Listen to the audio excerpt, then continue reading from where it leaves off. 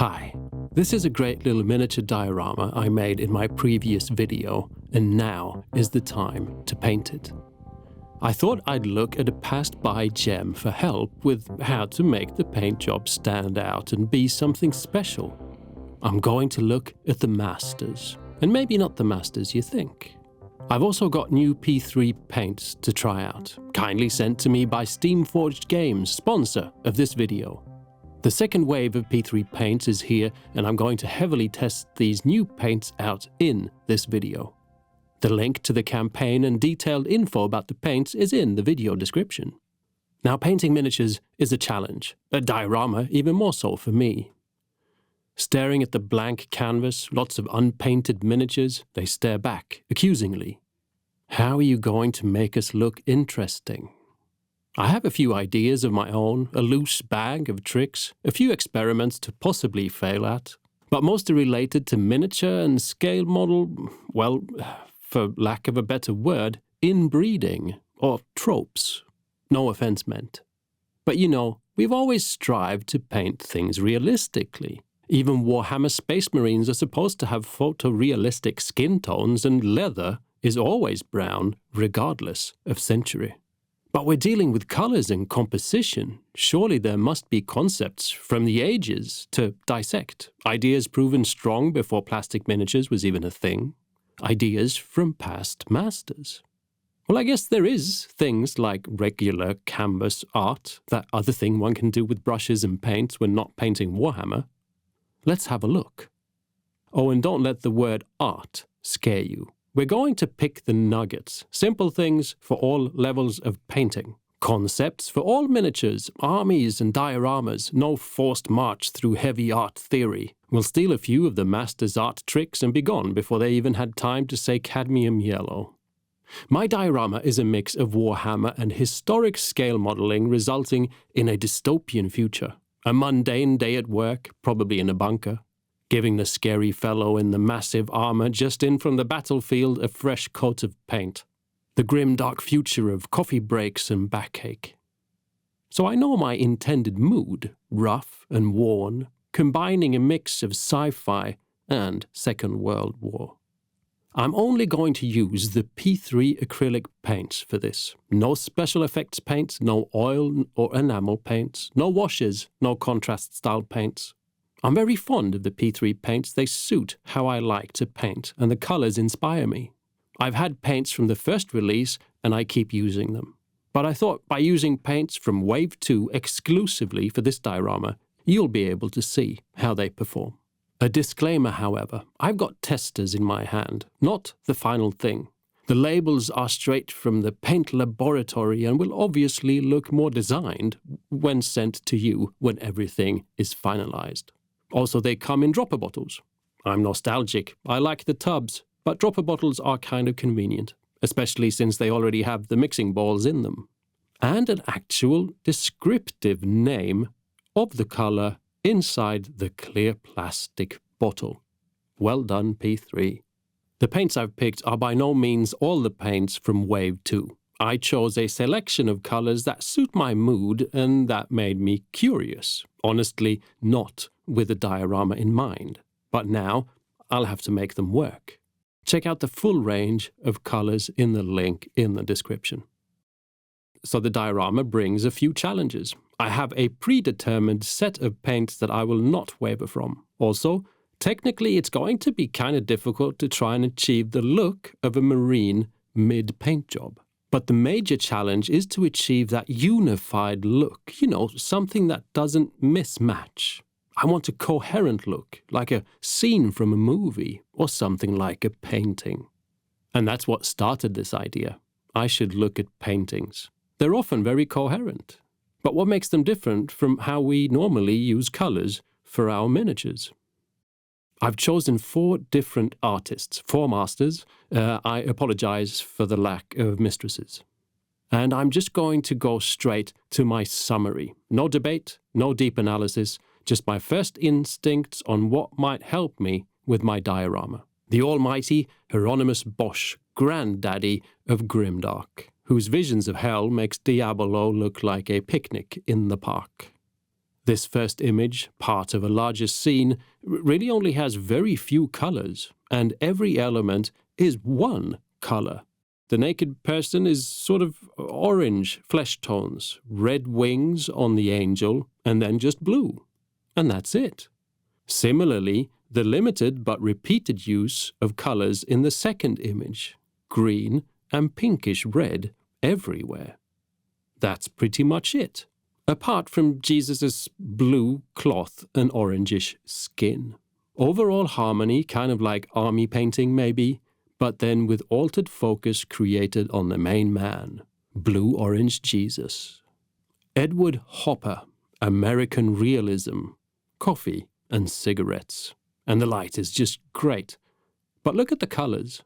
There's nothing realistic going on, not like we go for when painting miniatures. Are we sure that is olive drab or proper ultramarine blue? Again, no offense meant. But here, the faces are like lemon yellow, and the rest of this scene is just like 3 colors or something. Apart from the lady's red dress, of course. And so that is what draws the eye. And I mean that street, it's orange, blue, and yellow. It's a mood, not realism. Again, so few colors, like a dream, yet so clear and enthralling to look at. Enki Bilal, one of my favorite comic artists, and now I just kind of feel like I'm rubbing it in.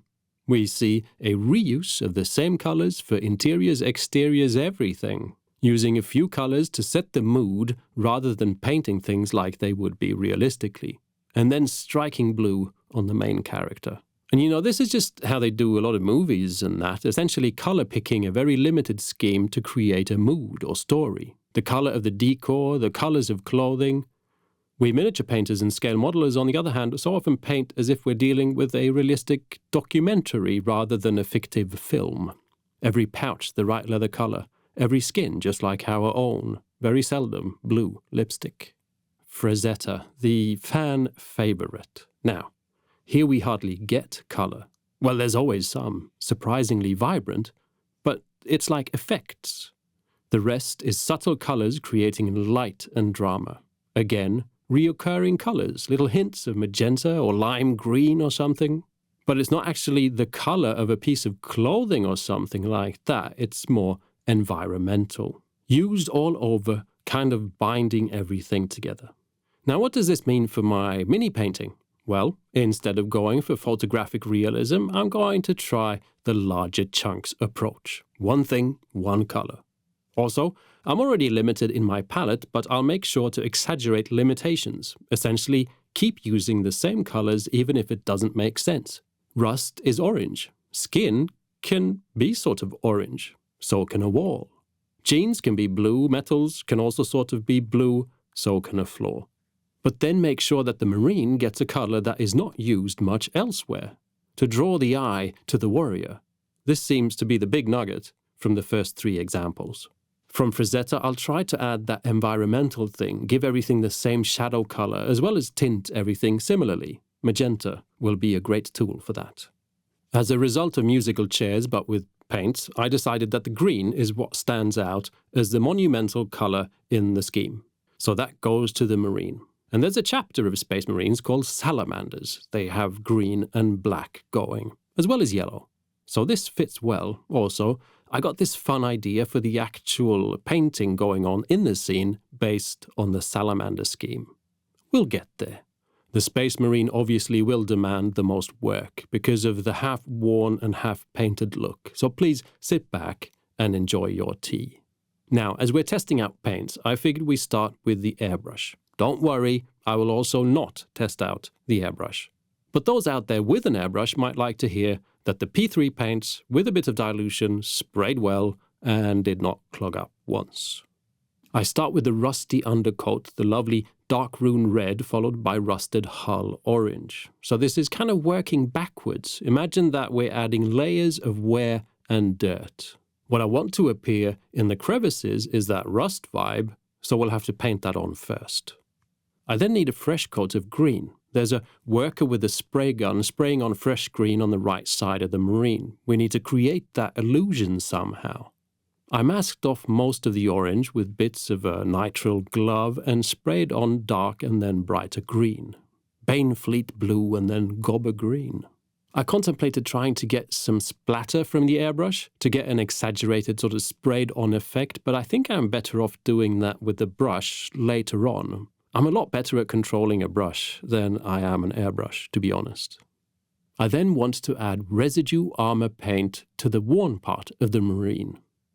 I'll mostly use a sponge for this, but also brush where I want more substantial sections. But the sponge is great not only because of the texture it leaves behind, it also doesn't really get into the crevices. That means we get to keep the rust in the recesses and an old green paint vibe on the rest. Again, the backwards approach.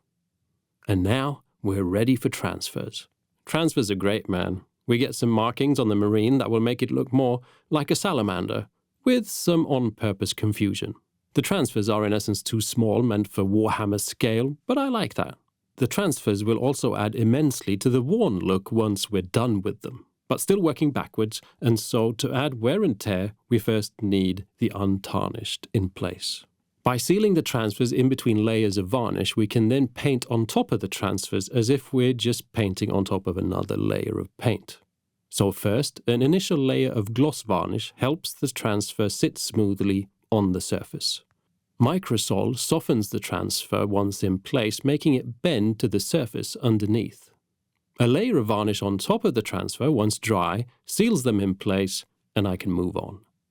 And now it's time for the real post-battlefield look. The excessively weathered armor will contrast the fresh green coat. Also, I just imagine this warrior sort of charging through walls, enemies rolling down cliffs, jumping from jump ships, fighting in asteroid fields. There's not going to be much paint left after that. I'm using grey paint on a sponge, stippling on slightly diluted paint, creating a very distressed armor look. My grand thinking is that the grey will act as a neutral in the grand scheme of things. The marine is mostly grey and black, but that's not colours that count, so we still perceive it as a green marine because of the little bits of green. It's then time for shadows, kind of like adding a wash, but with a lot more faffing about. I'm going to add both detailed shading, painting in black in crevices, so-called blacklining to enhance detail and contrast, as well as a more broader shading. This by thinning paint down with a lot of water, trying to sort of brush it out wherever I want more shadows or differently colored shadows. The P3 paints thin down great with just water, in my opinion, but I know the second wave of releases on GameFound is going to feature a thinning medium. A pretty handy thing that will be great for many painters. And now, there's the last step for this fellow. Highlights and a final party trick. Well, when I say highlights, I mainly mean more scratching and staining, but with brighter colors. I'm mixing in Rulic stone into almost everything now, a beige khaki color that I'm going to use on all my highlights pretty much everywhere. This will sort of blend all things towards the same light tones. Desaturated bleached highlights, suitably dystopian. But used with the same thing in mind as I'm using the same shadow colors on everything, trying to create a unified look. The final green stippling to achieve that spray-painted look is using the only vibrant color I've got apart from the magenta, Witchfire Green. This one I don't desaturate, and it really does make that green armor pop, creating the centerpiece of the diorama, just like Hopper's red dress or Bosch's blue cloth. And final party trick. Salamanders have this flame thing going, like that very cool car that turned you into the headliner on the dating scene in the early 1980s.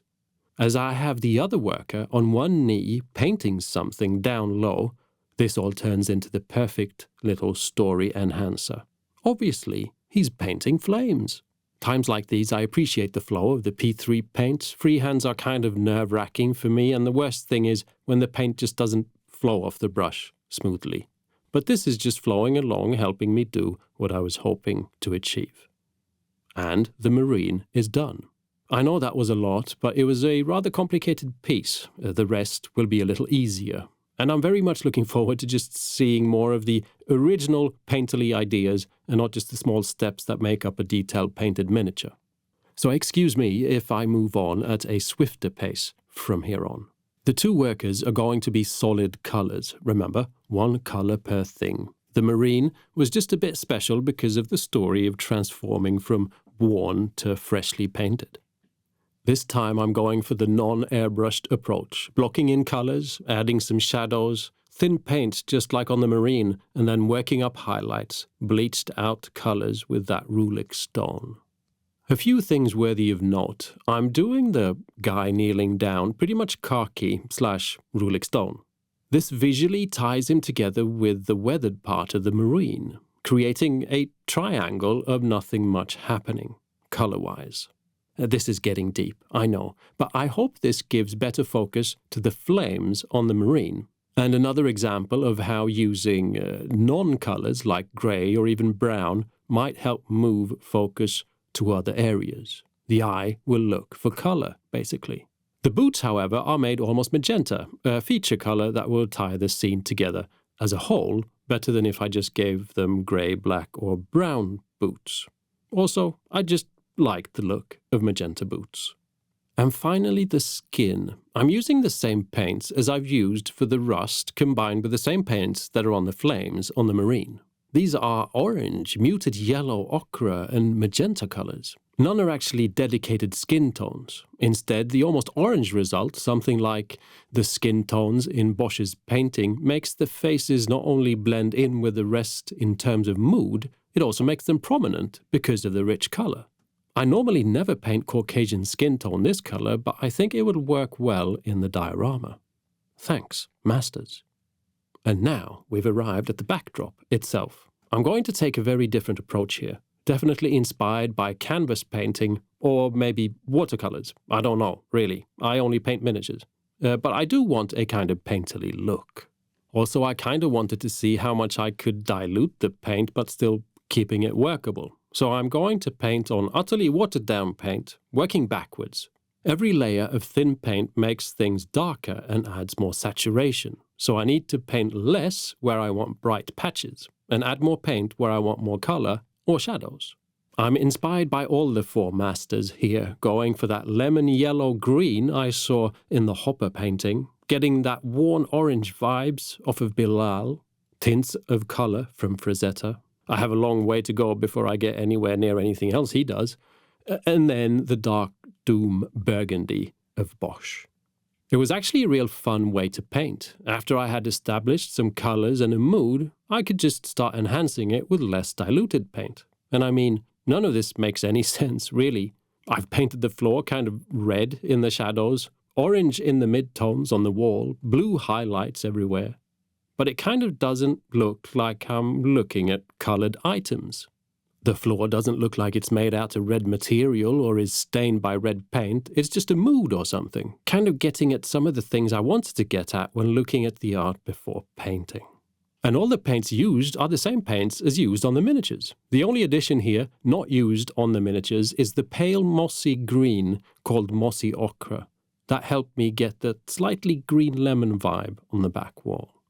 As a final touch of Warhammer 40k-ish grim-dark future, hazard stripes are a must. Again, same ochre yellows as everywhere else. I think the urge of reaching for many other colors would have been too strong if I hadn't limited my choice of colors from the start. It would have been so easy to pick a more vibrant yellow for this, but then it wouldn't have looked as much as part of the overall mood as it does now. Well, that's my 2 cents anyway. And now it's finally time to glue things in place. Always a scary part, getting the placement right.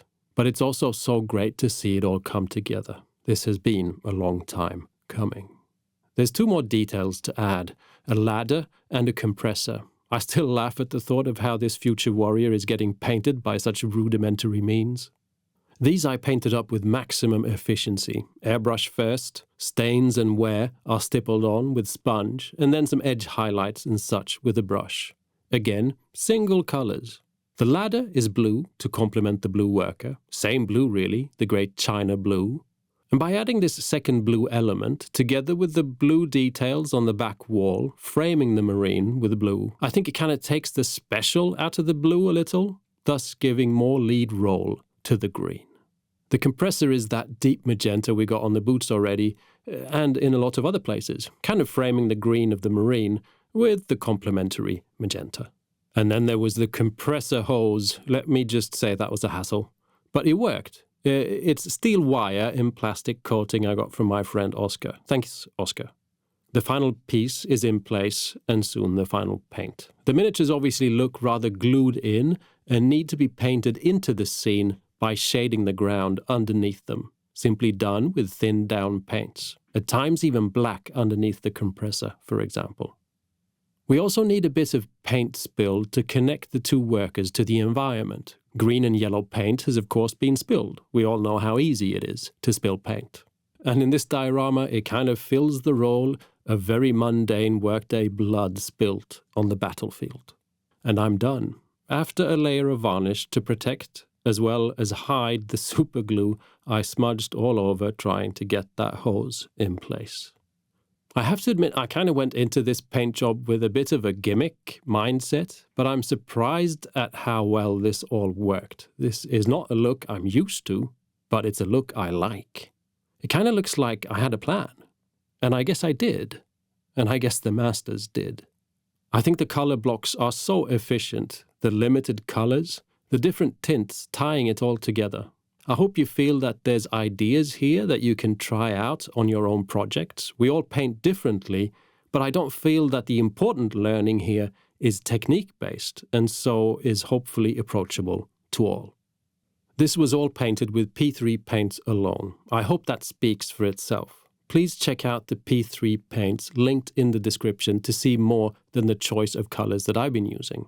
As of this video's release, the GameFound campaign is imminent and there's deals to be had. Something for those of you that got the first round of paints and are looking for more, or for you new to the range. Personally, I have always liked second wave releases like this one. The more standard colors have been taken care of already and we're now in interesting territory. There's also a few other cool things that I have not touched upon in this video. There's a set of pure metallic colors that seem so shiny it's scary.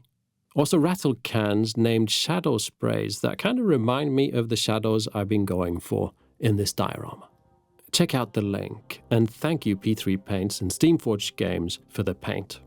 A great thank you to my supporters on Patreon. Please consider joining their tight ranks. And thank you for watching. I'm Alex, by the way, and this is 52 Miniatures. Bye.